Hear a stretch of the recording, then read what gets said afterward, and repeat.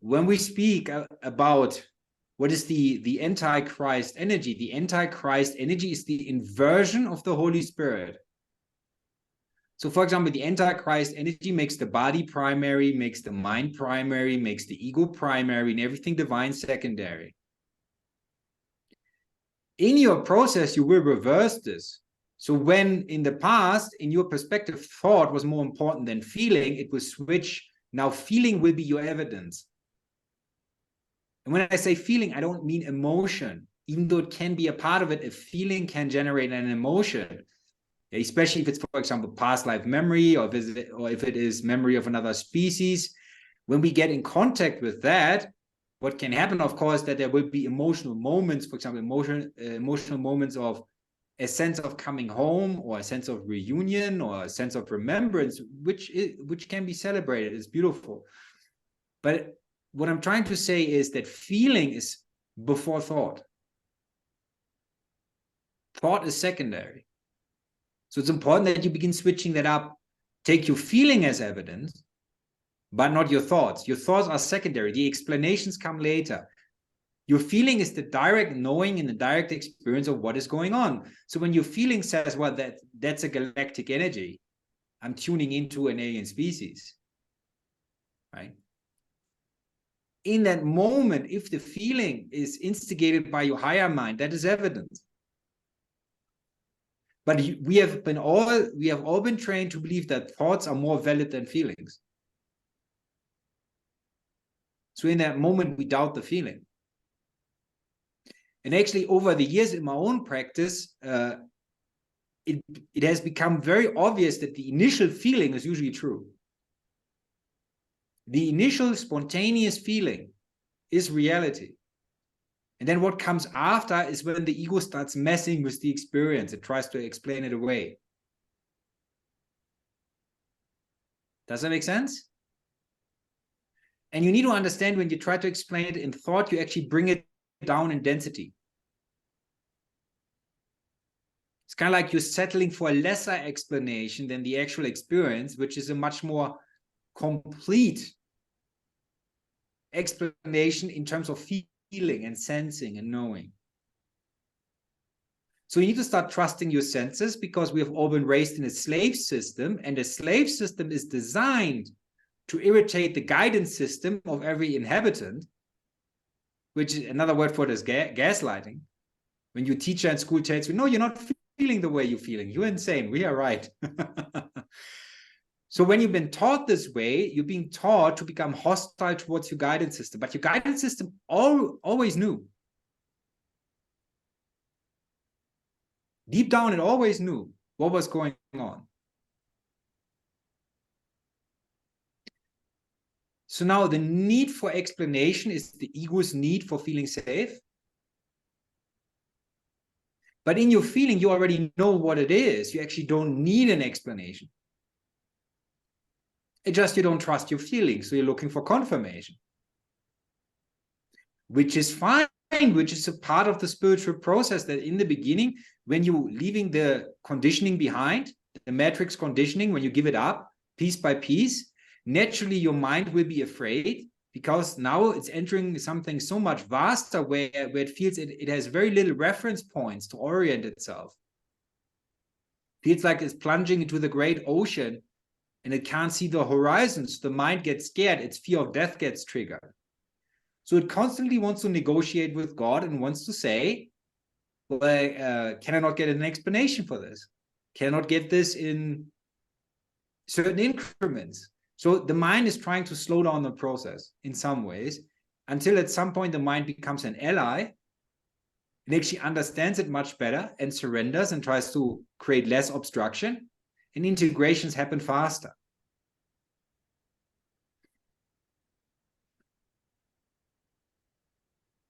So the idea is simply this, that because this 3D world had the experience of duality, of light and dark, yeah, it is important to understand that the dark side's job was to create an inversion, an amnesia of trying to block truth, obscure truth. That was their job, because their job was to imprison souls in the matrix and to feed off their energy. And because this was a 3D experience and a free will experience, it means that the dark path, in the bigger scheme of things, is a valid path to take within this experience. You could say, well, yes, I want to follow the dark path. Well, then you won't be in this group any longer, but you can do that. It's all right. I'm not going to judge you for it. So when we follow the dark path, we actually need to make the ego into God and renounce God. And since all of you have gotten a little bit of both, you've gotten some inspiration, some love, some compassion, some wisdom, but at the same time, you've gotten lies, you have been conditioned, you have been programmed to not trust yourself, you have been programmed to follow the conventions, to submit to the media and all these things. This is the inner conflict that the soul is experiencing, where it needs to make choices between light and dark. And you don't get to not make choices. That is impossible. This reality is designed to make you make choices. Now, when you start making the choice, I want to return to my divine origin, the amnesia needs to be reversed, of course. Then you need to reverse your thinking also. Everything that used to be primary is now secondary. Everything that you considered secondary is now primary. So the subconscious that the ego was afraid of and wanted to keep in the basement is now the higher mind. And we need to understand this now. Right? Because with the energies that are coming in on this planet, if any of you want to keep your ego mind and want to act from biological survival responses and from selfishness, those energies will be very painful for you. Simply because light brings up darkness. Light flushes darkness out. So now you are in this natural process of adjusting your eyes. And what do I mean by adjusting your eyes? I always like to give this metaphor of what happens if you have been living in a cave for 10 years. Well, if you've been living in a cave for 10 years, you believe at some point this is your natural environment. Because you have no evidence to the contrary, then the cave is your natural environment. And then suddenly when you find an exit out of the cave, even though being in the sunshine is actually your natural environment, you have a fear response towards the sun. And you feel blinded.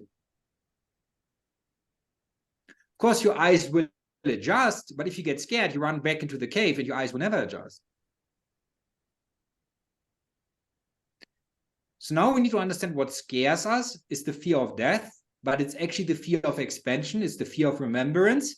Because in the slave system, you were trained to believe that your ego is primary because you would only be accepted as an ego in society. And everybody was teaching you from a very young age on, if you're not an ego, you cannot survive here. So now when you start getting back into the higher mind and the higher mind begins permeating the local mind, the physical mind, slowly, what will happen is that the local mind will negotiate with the higher mind. And it will say, cannot keep this around, cannot keep that habit, cannot keep having amnesia here. Right? I give an example, it's going to be a tough one. A while back, I had a client who was a school teacher in the US. And she had a lot of intuitive abilities. But then the lockdowns came. Now she had to make a choice to be authentic or to take the jab. Now, she acted from survival fear. She took the jab. But of course, she didn't want to know that this was based on fear. So she had to say, well, I did it because of love. I was like, I'm the first one who's going to test it. I'm going to know how it works. And then I can tell everybody if it's okay or not.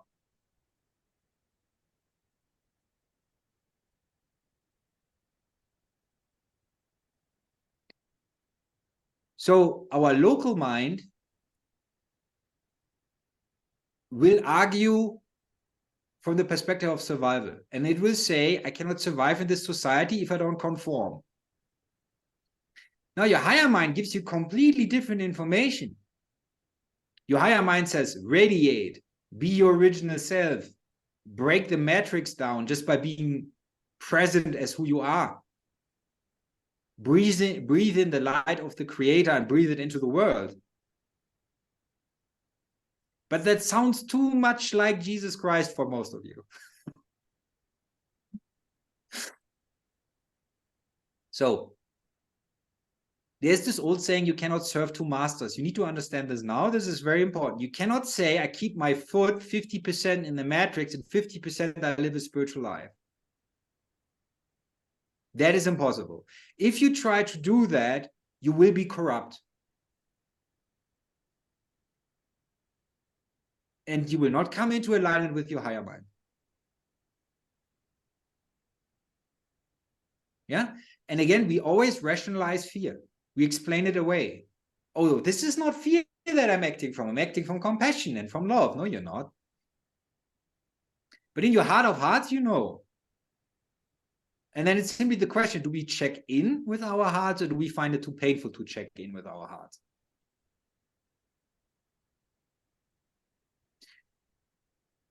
The logic is very simple. Is there an alternative to God? A part of you might laugh at that thought. Of course there isn't. The very thought of it is descending. The entertaining of it is descending.